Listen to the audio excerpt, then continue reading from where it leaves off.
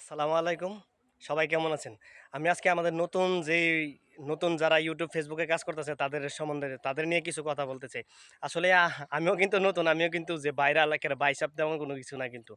আমিও নতুন কিন্তু আমার মনের কথাটা আপনার মধ্যে প্রকাশ করতেছি বা আপনার মনের কথাটা আমিও কইতেছি আরকি।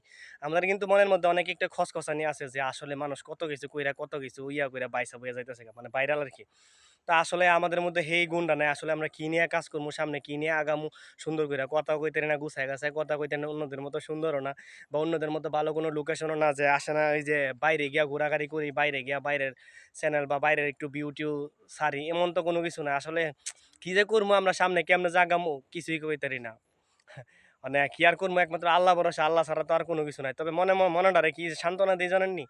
যে এক মহিলা ছিল আরকি। বৃদ্ধ মহিলা তো বুঝেনই যে এক গ্রামে এক বৃদ্ধ মহিলা ছিল। মহিলারে মনে করেন যে যেইডাই খালি মহিলা সবার দোষ ধরে। মানে খালি দোষ ধরে আরকি। যত ভালো হোক দোষ ধরে। তো একবারে মনে করেন ভালো একটা রূপে গুণে ধন দৌলত সম্পদ দিয়ে মানে সব দিকে ভালো একটা বউ আনছে, বিয়া করায় আনছে আরকি। তো এবার মহিলারা পরে হেবেডি মনে কইতাছে এই বুড়ি যেকোনো জায়গাত গেলে দোষ ধরে। আজ যা আমার ছেলেরে বিয়া করাইছি, এমন পারফেক্ট বউ তো কোনো হানো পাইতাম না। এমন বউটা যেহেতু আনছি আজ যা আমি বুড়ির আইনা দিলাম। বুড়ি এবার যে কই দোষ ধরে।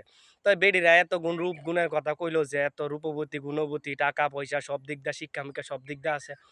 এবার আম্মা কি করবেন কইন? এবার আপনি এই বুড়ির কোনো মানে মহিলাটা কইতাছে আরকি, "এবার কি আপনি কোনো দোষ ধরতে পারবেন? এবার কোনো দোষ থাকলে আপনি কইন।"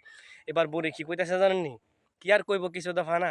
কয় ওগো, "বেশি বালা, বালা না।" তো এমনই আমরা নতুন যারা আছি মনটারে এইটা কইয়া সান্ত্বনা দেই। যারা ভাইরাল হয়ে গেছে বেশি ভিউজ, বেশি আর্নিং করতাছে। আমরা ছোটরা, নতুনরা এইটা কইয়া সান্ত্বনা দিতে পারমু বেশি বালা কিন্তু বালা না। আমরা যেমনে আছি এমনে চলতে দেই। আল্লাহ ভরসা একদিন আল্লাহই জাগাত নিব।